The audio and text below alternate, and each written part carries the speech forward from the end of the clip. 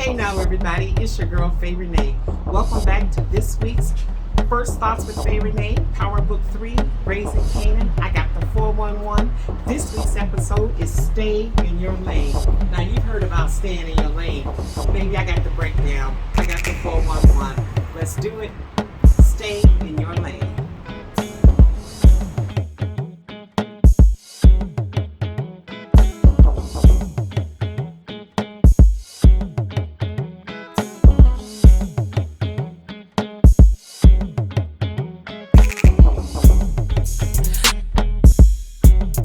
All right, you guys, episode 7 starts like a category 5 storm. Rock is coming out of the hospital, and we all are thinking Scrappy is dead. But guess what? Scrappy survived. Scrappy did get shot in the head, but his eye caught the bullet, so Scrappy gave up an eye. He lost his eye for the cause. Now, because of that, Rock is mad as hell, and she orders Lulu to take out one of Unique's guys. It's on. Now, you know there's an understanding on the street that once somebody hits at your crew like that, you got to hit back and you got to hit fast, or else they're going to take you and your whole crew out. You cannot stand down. So Lulu is stalking this guy. The guy that they want to put the hit on is the guy that turned on Scrap at the end last week and probably shot him himself.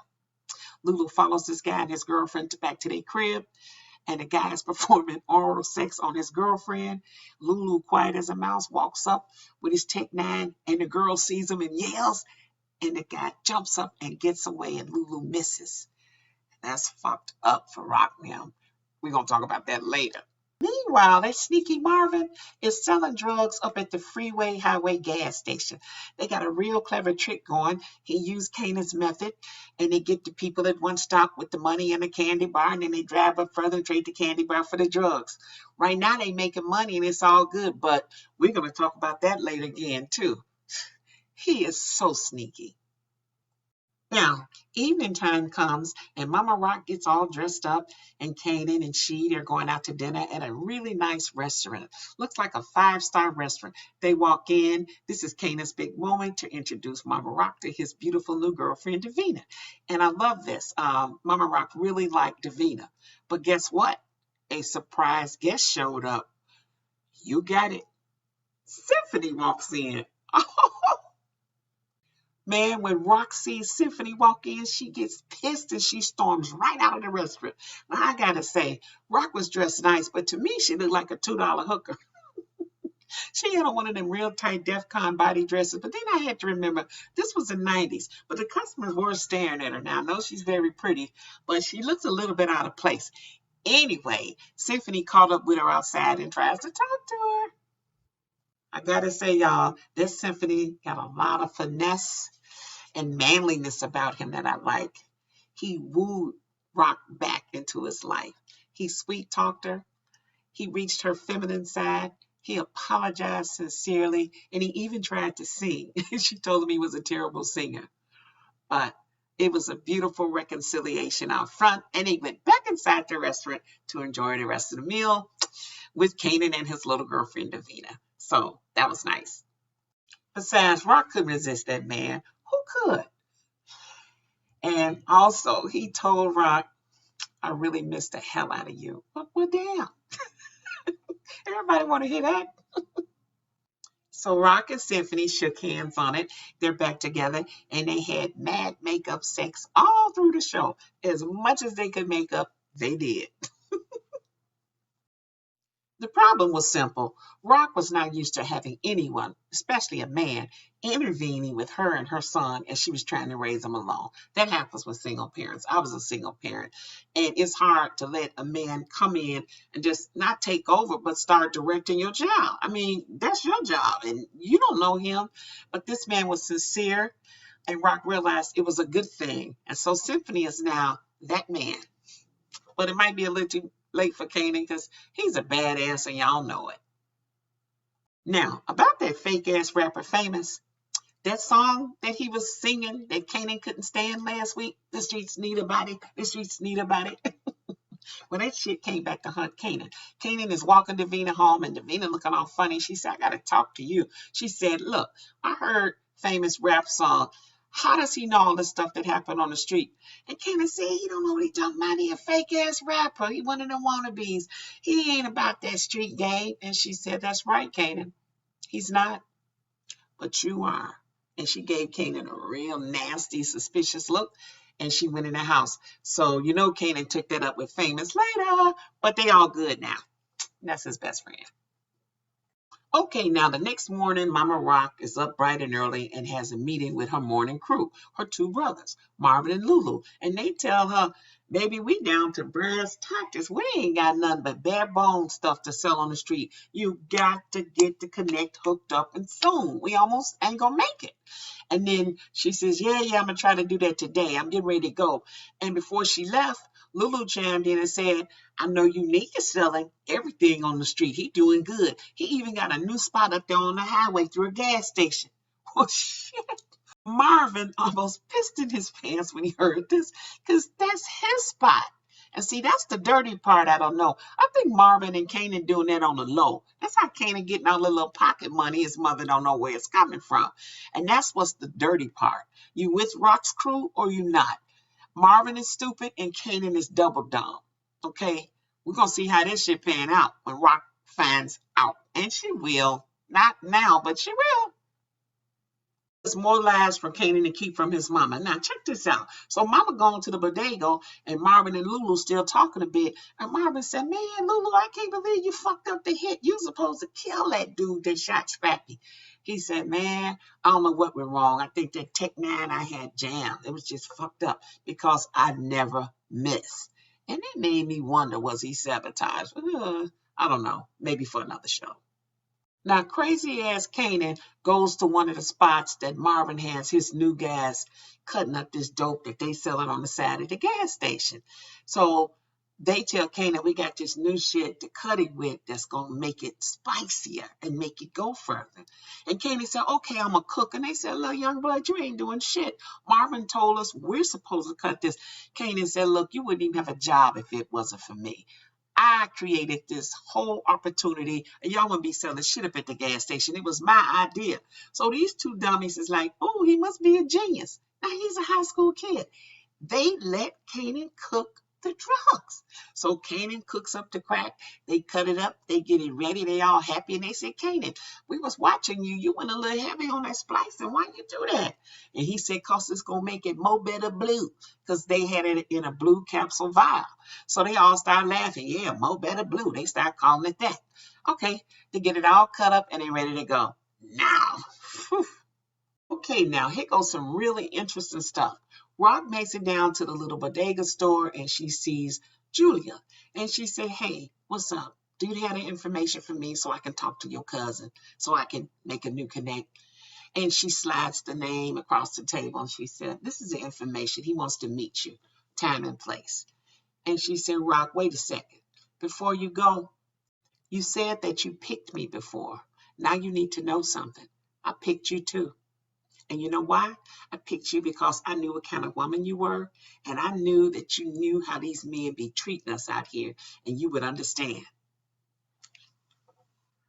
Y'all, this stuff was deep. Rock looked at her with a clear understanding. And she said, you're helping me, Julia. I appreciate it. And if you ever need me to do something to help you, let me know.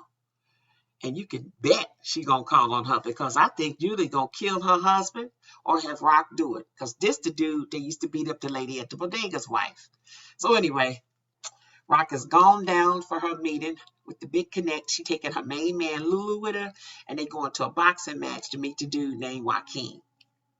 Now back out on the street, Marvin's new crew is out there giving out testers. They said, Kanan, we got to give out testers to see how this works before we go widespread. They said, okay. So they go, hey, tester, tester. They give it to like the first 10 or 12 junkies they see, and they like happy. They all go to the Get High Den, the place where the junkies lay up at in the raggedy houses. And that shit is fire. But it also is poison. And everybody that smoked it died. Damn. About 10 or 12 people dead up in one of them houses. So Mo Better Blues was Mo Better Death. And it's all on Kanan's head with his smart ass ways. Ooh, God. He didn't change too much as an adult. Not really. He makes really, really bad decisions. Damn. Meanwhile, Nicole and Juke are both at their separate homes getting ready for the big prom dance tonight. Nicole is really unhappy because she's dressed up like a fairy princess, and her mother and father are so happy they got her a little white boyfriend to escort her to the prom, but it's all fake because Nicole is going there to be with her girlfriend Juki, and Juki is at Kanan's house getting dressed and looking sharp and bought her a man's tuxedo, but she looks really cute in it, and she's so excited. So she's supposed to meet Nicole down at the party. More on that in a minute. Ooh. On the way to get dressed for the party, Juke runs into Kanan and said, "Can I get dressed at your house? I don't want to hear no bullshit from my daddy Marvin about going to this dance." He said, "Okay." He give her the keys to the house. And just then, here come old jive-ass Detective Howard rolling up on Kanan again. Kanan is street smart, though. He gives Juke a cool high five goodbye and slips her a vial of that Mo Better Blues that he had on him so he wouldn't get busted.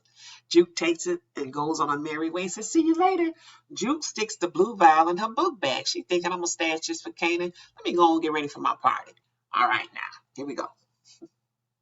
Detective Howard is questioning Kanan about, "Did you ask your mom about me? Did she tell you who I am?" And he's like, "Man, what are you talking about?" He said, "Ask your mom about me." So Kanan goes and asks his mother, said, "Mom, this motherfucker keep talking to me. What's up?" She said, "He's an absolute liar. Don't talk to him no more. Whatever he says is a complete lie." And Kanan like, "Okay." So that's the end of that for now. But Detective Howard is not going to give that up easy because he needs that bone marrow. He needs that donation from this boy, if this is his son. And I think it is.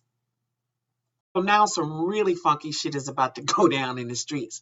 Marvin's people discover the dead junkies and know it's the Mo Better Blues dope that Kanan cooked up. So they run around and find Kanan and scoop his ass up on the street and take him to the flop house to show him what he has done. Kanan learns definitely trial by fire. Kanan's like in shock. So I guess they got to get rid of the bodies. But what was really bad was Marvin became like tough guy Marvin. He said, "Don't nobody say shit." They're like, "We're going to tell Rock." He said, "You better not tell no goddamn body, especially Rock. You better pretend you don't know shit about this. Let's all pretend this shit never happened. We ain't taking no responsibility. We don't want nobody to have this shit on us, and they ain't going to never buy no product from us." And Marvin is right about that. All right, all right. Back at the boxing match where Lulu is and the new guy, Joaquin, is sitting up there with Rock. They're watching the fight. It's really cool. This guy is laid back. Julia's cousin. I like him. And he's interested in Rock. He says she's got a good rep on the street. He said he's going to get back to her and they're going to talk price. So I think that's going to save Rock because if that don't save her, Unique going to take her down. Here we go. Now, P.S. you guys, every chance Symphony and Rock get, they getting down. They having hot makeup sex for days. All right, now super cool, careful Lulu goes for a late night deli sandwich at a delicatessen. And he don't see Unique walk up on him in the place. But Unique said, "I come in peace, brother. Let's sit down and talk man to man." Lulu gets his little sandwich, take off his coat and sit down. You know what's funny? The dude that Lulu was trying to kill is standing right there.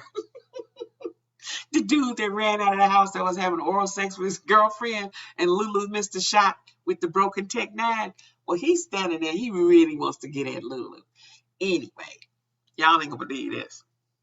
Unique commences to lay the law down. He says, "Lulu, it's like this. In 2 months, just about or less, I'm going to be done took over everything.